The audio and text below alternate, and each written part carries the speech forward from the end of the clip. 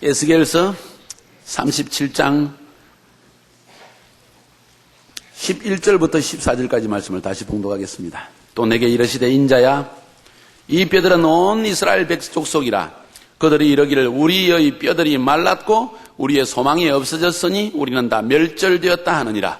그러므로 너는 대언하여 그들에게 이르기를 주 여호와의 말씀에 내 백성들아, 내가 너희 무덤을 열고 너희로 거기서 나오게 하고 이스라엘 땅으로 들어가게 하리라.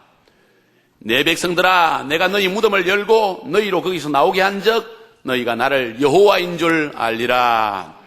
내가 또 내 신을 너희 속에 두어 너희로 살게 하고 또 내가 또 너희를 너희 고토에 거하게 하리니 나 여호와가 이 일을 말하고 이룬 줄을 너희가 알리라. 나 여호와의 말이니라 하셨다 하라.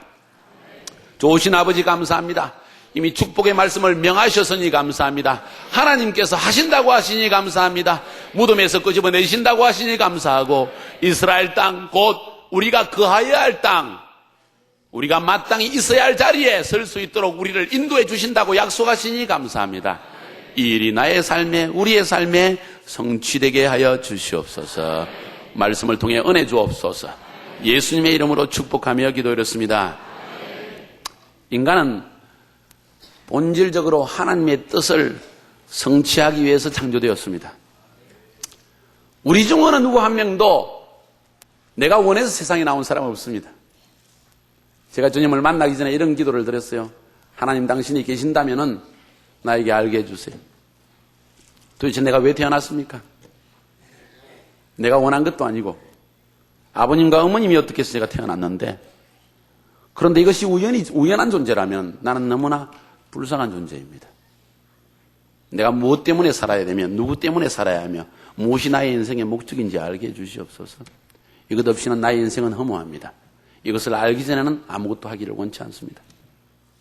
하나님이 살아계신다면 그것을 알게 해주시옵소서. 개인의 기도였습니다.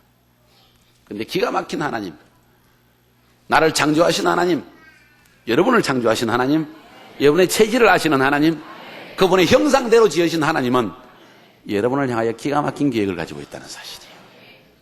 한 교회를 세우실 때도 기가 막힌 계획을 가지고 창조하셨습니다. 신기일교회를 세우실 때 하나님의 놀라운 계획이 있다는 것을 저는 절대로 의심하지 않습니다. 신기일교회이기 때문이 아니라 모든 지상에 서 있는 교회는 하나님의 완벽하신 계획과 뜻 가운데 서 있습니다. 하나님이 지키시고 하나님이 축복하시고 하나님이 인도하시고 하나님이 비전 주시고 하나님이 방향을 설정해 주십니다. 제가 저희 알마타에 있는 비전 실크로드 비전 센터 교회를 시작했을 때 저는 그냥 교회를 세운다고 시작했는데 알고 본 적 하나님의 원대한 계획이 있었습니다.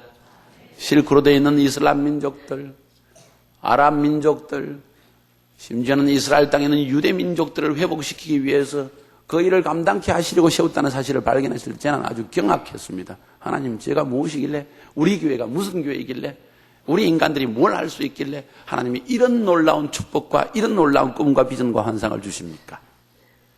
깨달은 사실은 하나님께서 한 회사, 한 교회, 한 가정, 한 개인을 부르실 때 그분의 완벽한 계획 가운데 부르셨다는 사실이에요.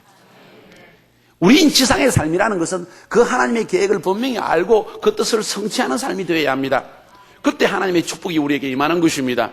분명 하나님께서는 한 길을 예비해 놓으셨습니다. 그런데 그 한 길로 가는 갈래의 길은 다양한 길이 있습니다. 때로 우리의 의견을 존중하십니다. 하나님, 난 이 길은 정말 원치 않습니다. 이 길을 원합니다. 하나님이, 그래, 내 아들아, 너의 의견을 존중하마. 그러나 너는 이 일은 꼭 해야 된다. 네, 하겠습니다. 할 때 하나님은 또 허락해 주십니다. 어떤 경우에는 하나님께서 반드시 이렇게 가야 한다 고집할 때도 있습니다. 또 그건 우리가 순종을 해야 됩니다. 아무튼 하나님은 각 개인을 향하여, 각 단체를 향하여, 각 그룹을 향하여, 각 집단을 향하여 놀라운 그분의 계획을 가지고 있다는 것이에요. 사람들의 삶의 실패의 원인이 뭔지 아세요? 확신이 없다는 겁니다. 하나님이 나를 향하여 좋은 계획을 가지고 있는지에 대한 확신도 없고 하나님이 무엇을 나를 통해 하기를 원하는지에 대한 아는 바가 없다는 사실이에요. 이것은 불행한 이야기입니다. 여러분 확신하십니까? 하나님이 여러분의 개개인을 향하여 놀라운 계획을 가지고 있다는 사실을. 이스라엘 백성들은요, 오랫동안 포로 생활을 했습니다. 10년, 20년, 30년, 70년의 세월을 바빌론에서 포로 생활을 할 때 이스라엘 백성들의 10년 가운데 했던 생각이 있습니다. 오늘 에스겔서에서 왜 이 말씀을 한지 아세요? 또 내게 이르시되 인자야 이 뼈들은 이스라엘 족속이라. 그들이 이르기를 우리의 뼈들이 말랐고 우리의 소망이 없어졌으니 우리는 다 멸절되었다 하느니라. 이스라엘 백성들의 10년 가운데 어쩌면 하나님을 믿는 백성 가운데 내가 범죄했기 때문에 하나님이 나를 버리셔서 나를 심판하셔서 우리는 바벨론의 포로로 잡혀왔고 하나님이 나를 버리셨기 때문에 나의 인생의 삶이 이렇게 되었고 절망 가운데 있다는 사실이에요. 그런데 그 절망 가운데서도 하나님이 나를 도우시면 나는 이 무덤과 같은 상황에서 나올 수 있다는 믿음이 없다는 사실이에요. 그래서 이 사람은 절망 속에서 절망한 사람처럼 죽은 사람처럼 무덤 속에 있는 사람처럼 살아간다는 사실이에요. 의식의 변화는 삶의 변화를 낳습니다. 옆에 사람에게 말씀하시기 바랍니다. 의식의 변화는 삶의 변화를 낳습니다. 자아상의 변화는 여러분의 인생을 바꿔놓습니다. 내가 누구이냐 하는 것을 안다면 그 순간부터 기적의 역사가 창조되기 시작하는 거예요. 그래서요 하나님께서 이 말씀을 하셨습니다. 예레미야 29장 11절부터 13절을 한번 잠깐 펴볼까요? 예레미야서. 하나님이 저에게 금식할 때 말씀하시기를 너는 나의 복음의 말씀으로 모든 카자흐스탄과 실크로드에 있는 민족들의 의식을 변화시켜 주어라 이렇게 말씀하셨거든요. 근데 그 의식을 변화시키는 말씀 중에 하나가 이겁니다. 예레미야서 29장 11절부터 13절. 나 여호와가 말하노라. 하나님 말씀하십니다. 너희를 향한 나의 생각을 내가 안 하니 재앙이 아니라 곧 평안이요 너희 장래에 소망을 수리하는 생각이라. 누가 믿으십니까? 믿으시면 큰 소리로 아멘 하시기 바랍니다. 다시 한번 말씀드립니다. 나 여호와가 말하노라. 위로가 아니고 하나님의 선포입니다. 너희를 향한 나의 생각은 내가 안 하니 재앙이 아니요 곧 평안이요 너희 장래에 소망을 주려 하는 생각이라. 믿으십니까? 여기 있어요. 왜 하나님께서 이스라엘 백성을 향하여 이 말씀을 하신 줄 아십니까? 이스라엘 백성이 회복되지 못하는 근본 원인은 하나님께서 우리를 버리셨다는 절망의 생각이 사로잡혀서 그렇다는 거예요. 이스라엘 백성들은 그들의 마음속에 하나님이 나를 버렸기 때문에 이 상황 가운데 빠져있고 하나님이 나를 버렸기 때문에 우리 교회를 버렸기 때문에 우리 민족을 버렸기 때문에 우리 회사를 버렸기 때문에 나를 버렸기 때문에 내 가족을 버렸기 때문에 우리는 일어설 수 없다는 잘못된 생각이 그들을 지배하고 있다는 사실이에요. 그래서 하나님이 단순히 내가 평안을 주려고 그런다 이렇게 말씀하는 게 너희를 향한 나의 생각을 내가 안 하니 여기서 나라는 말을 특별히 강조해서 히브리 말에는 특별히 그 대명사를 나라는 대명사를 따로 말할 필요가 없습니다. 그런데 히브리의 원어를 살펴보면 내가 알고 있는데 내가 말한다. 하나님 마치 손가락으로 자기를 가르치시면서 내가 알고 있는데 내가 너희에게 말한다. 너희들은 모른다. 너희들의 생각은 잘못되어 있다. 너희들 자신에 대한 자신의 생각을 너희들은 모르고 있지 않느냐. 내가 알고 있는데 너희를 향해서 좋은 평안의 생각이요 소망의 생각이요 미래의 좋은 계획을 가지고 있다. 이것을 하나님께서 말하고 있다는 것입니다. 어쩌면 인생을 살아가면서 우리는 많은 어려움과 곤란에 부딪혀서 내 힘으로 노력을 하였을 것입니다. 그래서 우리는 오랜 세월 10년, 20년, 30년을 내 힘으로 노력하면서 하다가 실패했을 때 우리는 한계에 부딪혀서 처음에는 한계지만은 처음에는 조금 낙담했지만 나중에는 절망에 완전히 빠져버립니다. 노숙자도 되어버리죠. 내 자신의 한계입니다. 나는 할 수 없구나. 저 사람은 가정 배경이 좋아서 저 사람은 머리가 좋아서 서울대학을 나왔고 저 사람은 밀어주는 사람이 있어가지고 좋은 직장도 들어가고 다 괜찮은데 나는 그렇지 않구나. 이런 절망이 부딪힌다는 거예요. 하나님이 나를 통해서 하신다는 생각보다는 내 자신이 추구했기 때문에 내가 안 된다는 절망 속에 빠져들 수 있다는 것입니다. 무덤에 갇혀 있습니다. 하나님은 우리의 시각을 바꾸시기 원하십니다. 나 자신을 쳐다보기보다는 하나님을 쳐다보라는 것이죠. 인생 자체는 나에게 달린 것이 아니라 하나님께 달렸다는 것을 알아라는 것이죠. 두 번째 절망은 뭡니까? 역시 자신에 대한 절망입니다. 인생을 살아오면서 관계 속에 살아갑니다. 기쁨과 평안은 관계 속에 일어나고 행복은 관계 속에서 오는 것입니다. 그런데 함께 살아가면서 나 자신의 짜증, 두려움, 원망, 신경질 부림, 내 자신의 성격으로 인해서 다른 사람과의 관계가 깨어지기 시작합니다. 부부관계가 깨어집니다. 처음에 그 뜨겁던 사랑이 완전히 얼음장처럼 식어버립니다. 완전히 남처럼 무관심하게 살아버립니다. 그렇게 해서 40살, 50살 넘어가기 시작하면서 자신의 성품을 바라보며 또 절망에 빠지게 됩니다. 나는 아무것도 할 수 없는 존재구나. 때때로 세상에 성공하기 위해서 자기의 뜻을 성취하기 위해서 온갖 가지 인간적인 술수와 방법을 추구해서 달려갑니다. 할 수 있는 정치적인 방법도 동원합니다. 사람을 모아서 모함도 합니다. 모든 방법을 다 해보다 결국은 자기가 지쳐 쓰러지는 거예요. 야곱의 경우가 그렇습니다. 그의 이름은 야비한 자, 속이는 자. 그도 역시 내적 절망에 빠졌습니다. 무덤에 빠졌다는 이야기죠. 그런데 야곱의 다른 점은 그는 하나님께 매어달렸다는 사실. 야복 강가에서 뭐라고 그랬습니까? 하나님, 당신이 나를, 천사를 붙들고 당신이 나를 축복하지 않으면 당신을 내보내지 않겠습니다. 그것은 무엇을 의미합니까? 하나님은 축복의 근원이시다. 내가 아무리 야비한 자라 할지라도, 내가 아무리 큰 죄악을 지었다 할지라도, 내가 아무리 절망 가운데 있다 할지라도 하나님, 당신은 나를 도우시는 자십니다. 이 믿음이 야곱에게 있었다는 거예요. 에서는 그렇지 않았고 사울은 그렇지 않았습니다. 이것이 축복받는 자와 축복받지 못하는 자의 갈림길입니다. 저는 성도 여러분들이 축복을 받는 반열에 설 수 있기를 바랍니다. 오늘 본문의 말씀 하나님께서 말씀하십니다. 이 말씀은 매우 중요한 말씀입니다. 여러분의 생애에 붙들고 살아야 합니다. 절망은 시시때때로 찾아오고 무덤의 상황은 항상 우리 가운데 닥쳐지게 됩니다. 이때 우리가 해야 될 생각의 방향을 말해주는 거예요. 의식의 방향을 어디에 정립해야 될 것인가, 어느 반열에 서야 될 것인가 하는 것을 성경이 우리에게 보여주고 있습니다. 우리의 뼈는 말랐고 우리의 소망이 없었으니 우리는 다 멸절되었도다. 나는 소망이 없다고 하는 그런 상황에 있을 때 주님의 말씀을 들어야 합니다. 주님 말씀하시기를, 너는 대언하여 그들에게 이르기를, 주 여호와의 말씀에 내 백성들아, 내가 너희 무덤을 열고 너희로 거기서 나오게 하겠다는 것입니다. 오른손을 드십시오. 주님은 나를 무덤에서 나오게 하십니다. 믿으십니까? 나오게 하신다는 것입니다. 그리고 어떻게 하신다고 했습니까? 나오게 하신다는 것은 무엇을 의미합니까? 우리의 갇혔던 눈을 뜨게 하신다는 것이 어떻게 뜨게 하십니까? 하나님께 가까이 나가서 기도하며 하나님을 의지하기 시작할 때 하나님이 계시의 빛을 던져주십니다. 그분이 나를 향하여 가신 계획을 알게 해주십니다. 위로의 음성이 처음에는 들려옵니다. 위로 때문에 눈물을 흘리며 감사의 주님 앞에 나아가다 보면 그 다음에 어떻게 하십니까? 나를 향한 하나님의 계획을 알게 해주십니다. 비참하게 이럴 때는 인생이 새롭게 변화되는 것을 느끼게 해주십니다. 절망하지 마십시오. 저는요, 저희 가정에 세 아들 중에서 막내로 태어났어요. 사랑받는 막내였어요. 아버님은 국민학교 교장이셨고 어머님은 산파셔서 경제적으로 어려움이 없었어요.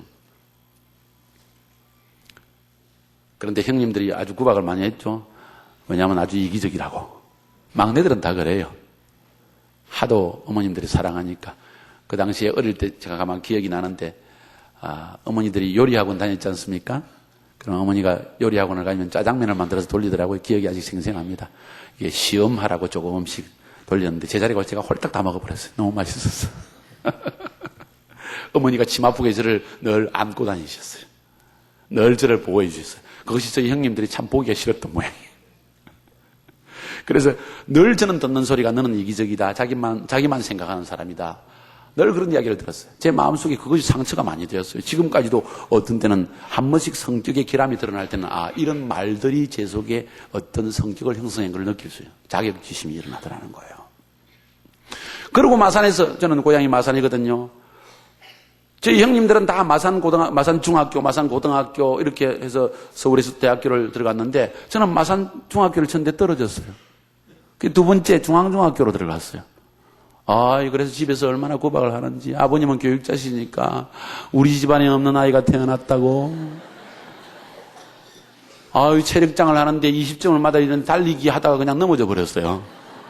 그래서 10개가 200점에서 190점을 맞아야 되는데 달리기에서 떨어지는 바람에 3점이 체력장이 깎여가지고 10점 카트라인인데 떨어져 버렸어요. 집에 왔는데요. 그 달리기 하는 날 아버님은 위로를 해주시는데 어머니는 얼마나 창피해가지고 사람의 눈이 의식돼가지고 세상에 창피하게 네가 떨어지면 어떡하냐 구박을 하는데 어린 마음에 얼마나 상처를 받았던지. 중앙중학교 다니는 3년 동안은 상처의 연속이었어요. 왜? 집에 가면 형님들은 다 좋은 중학교 다니고 저는 제일 이류학교를 다녔으니까. 그리고 이 중학교를 마쳤을 때 고등학교 시험을 쳤는데 마산고등학교를 쳤는데 또 떨어졌어요. 두 형님은 다 들어갔는데 얼마나 창피합니까? 그 자아상 속에 나는 할 수 없는 사람의 모양이다. 그래서 친구가 별로 없었어요. 예수 믿기 전까지 그때부터 인생 고민이 시작돼요. 하나님의 은혜입니다. 형통치 못한 것도 하나님의 은혜인 줄로 믿으시기 바랍니다.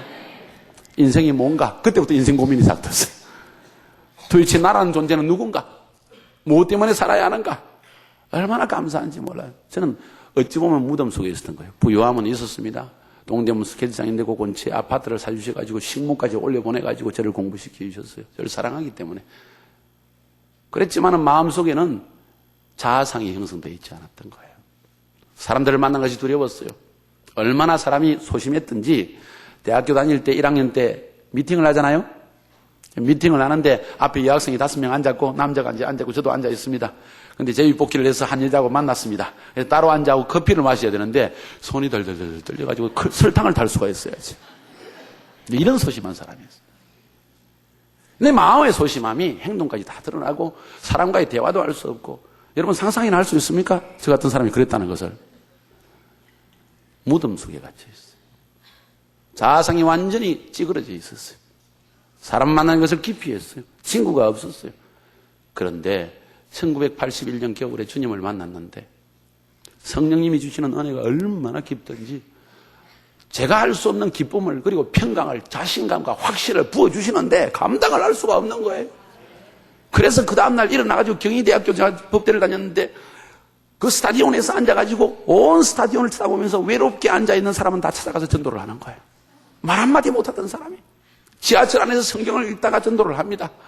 옛날에는 좀 그런 사람이 이상하게 생각했어요.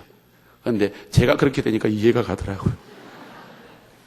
법대 수업 시간에 공부하고 있는 친구들, 후배들 한 명씩 끄집어내가지고 하루 종일 복음을 전합니다.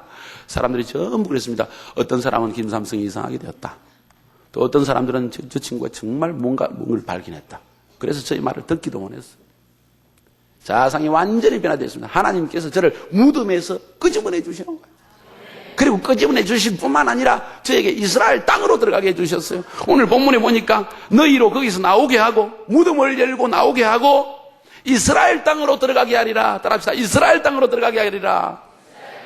이스라엘 땅은 뭘 의미합니까? 유대인들의 자기들의 고향이에요. 자기들의 본토예요. 하나님의 백성들이 원래 살아야 할 곳, 원래 있어야 할 곳, 여러분의 원래 서 있어야 할 장소, 여러분이 살아야 할 장소, 여러분이 기뻐할 장소, 여러분이 평강을 누릴 장소, 여러분의 부르심을 이야기하는 거예요. 무엇을 위해서 태어났습니까? 뭘 위해 살고 있습니까? 하나님은 그것을 알게 해주신다는 거예요. 그걸 아는 순간에 인생의 큰 기쁨을 맛보게 된다는 겁니다. 믿으십니까? 저는 그래서 이 선교사 된 것이 얼마나 기쁘고 얼마나 축복인지. 우리 은혜교회 로스앤젤레스에 강충원 장로님이란 분이 계십니다. 그분 다 형제들이 다 목회자고 본인 장로님이신데 이분 자기도 목회자가 되고 싶었어. 기도원에 올라가가지고 하나님 나 목회자 되기 원합니다. 그리고 2주일 동안 금식하면서 하나님의 뜻을 분명히 분별하기 위해서 올라갔는데 열흘이 못 돼가지고 하나님께서 너는 목회자 하지 마라 그랬어요. 하나님 왜 나는 서자 취급하십니까? 그랬더니 너는 사업을 하라.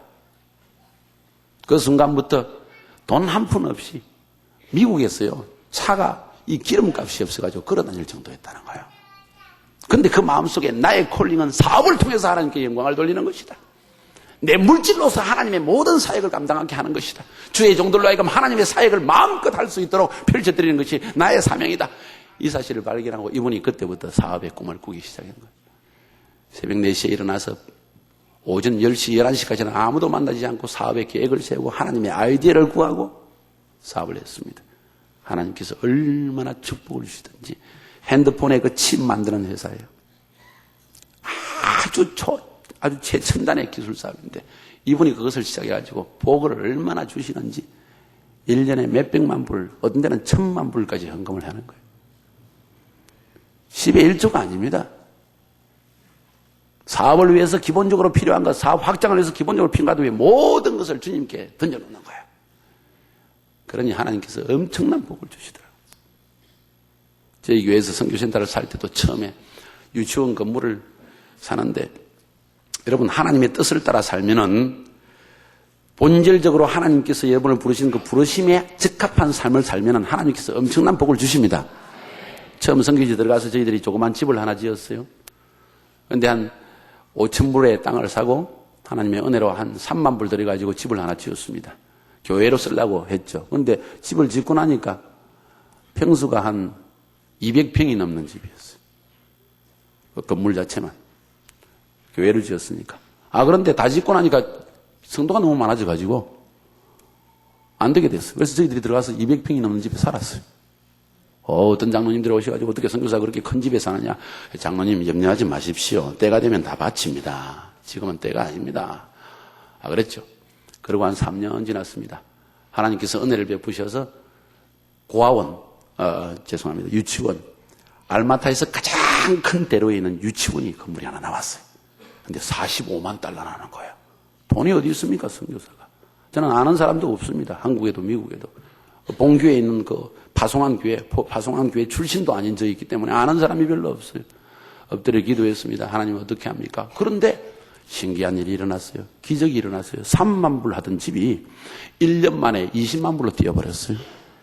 공산주의 지하에서 자본주의로 넘어가면서 인플레가 막 시작되더니 집값이 뛰는데요. 감당할 수 없이 뛰는 거예요. 1년 만에.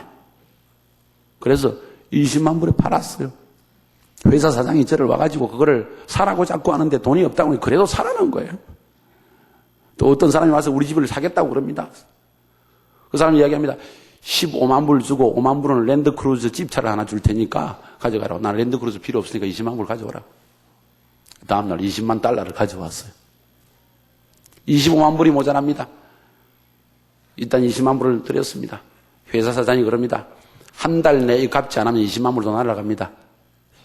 거기는 계약이 필요 없는 나라예요. 빨리 서류를 넘겨버려야지. 답답합니다. 그래서 20만 불을 드렸습니다. 다운페이를 했습니다. 나머지 돈이 모자랍니다. LA 은혜교회에다가 팩스를 쳤습니다. 아무 말하지 않고 전화도 걸지 않고 팩스를 쳤습니다. 이만저만 해서 20만 불을 지불했습니다. 25만 불 남았으니까 한 달 내에 안 주시면 끝장납니다. 끝. 그러고 보냈더니 이강충원 장로님께서 그 이야기를 탁 듣고 그 픽스를 딱 받아들고 엎드려서 기도하는 거예요.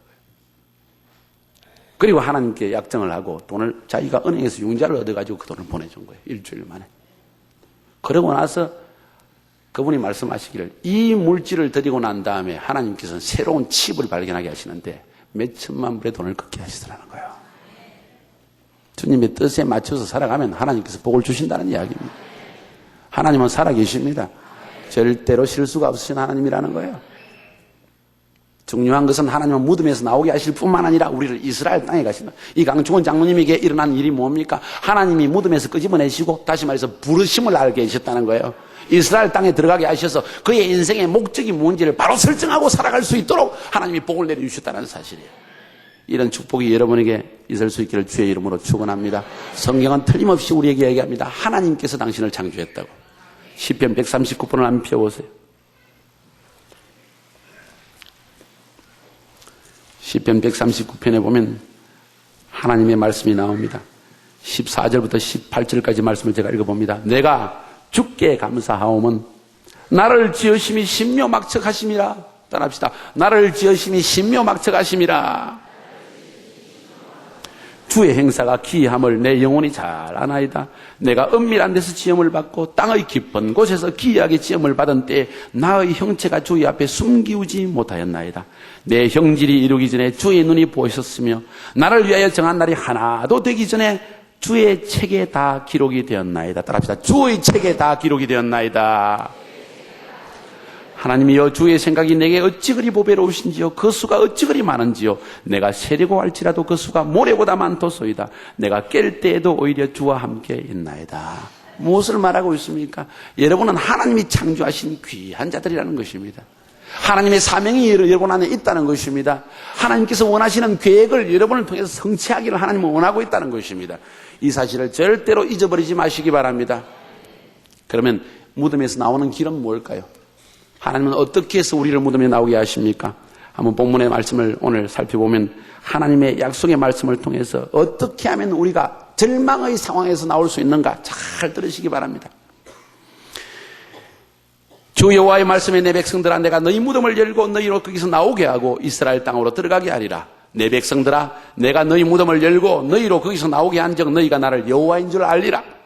내가 또 내 신을 너희 속에 두어 너희로 살게 하고 내가 또 너희를 너희 고토에 거하게 하리니 나 여호와가 이 일을 말하고 이룬 줄을 너희가 알리라. 나 여호와의 말이니라. 첫 번째 무덤에서 나오는 첫 번째 비결은 뭡니까? 하나님의 레마의 말씀입니다. 하나님의 살아있는 계시의 말씀입니다. 하나님의 예언의 음성입니다. 하나님은 살아계셔서 우리가 절망 속에 있을 때에도 그분께 나아가 부르짖으면 하나님께서 음성을 들려주신다는 이야기입니다. 믿으십니까? 오늘 여기 말했잖아요. 그러므로 너는 대언하여 그들에게 이르기를 여호와의 말씀에, 이 말은 하나님께서 절망의 상황 속에 있는 이스라엘 백성들에게 계시의 음성을 들려주셨다는 이야기입니다. 믿는 자에게는 절대로 절망이 없습니다. 절망의 순간이 있어도 지속되지 않습니다. 영원히 계속되지 않습니다. 하나님의 말씀이 우리에게 임하여서 우리를 구출해내신다는 이야기입니다. 주일 설교를 통해서, 셀 모임을 통해서, 구역 예배를 통해서, 세미나를 통해서 다양한 성도들의 모임 가운데 하나님은 말씀을 던져주십니다. 두세 사람의 모인 곳에 내가 함께 하겠다는 이 말씀은 뭘 의미합니까? 단순히 함께 하십니까? 말씀을 주신다는 이야기입니다. 우리와 교제를 하시겠다는 이야기입니다. 그분의 뜻을 우리에게 계시해 주겠다는 이야기입니다. 낭망하지 마시기 바랍니다. 주님을 의지하시기 바랍니다. 두 번째, 하나님의 레마의 말씀뿐만 아니라 14절에 내가 또 내 신을 너희에게 두어, 따라합시다. 내 신을 너희에게 두어 너희로 살게 하고 내가 또 너희를 너희 고토에 거하게 하리라. 성령님의 인도하심이 있다는 것입니다.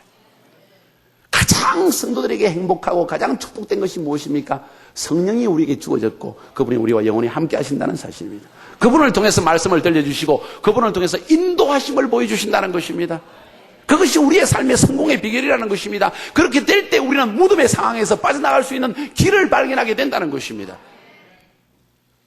참 감사한 것은 제가 14년째 선교지에서 사역하고 있는데 그리고 22년 동안 주님 믿는 믿음 안에 살고 있습니다. 참 아직도 믿음이 많지는 않습니다. 여러분에 비하면, 많은 여러분들에 비하면.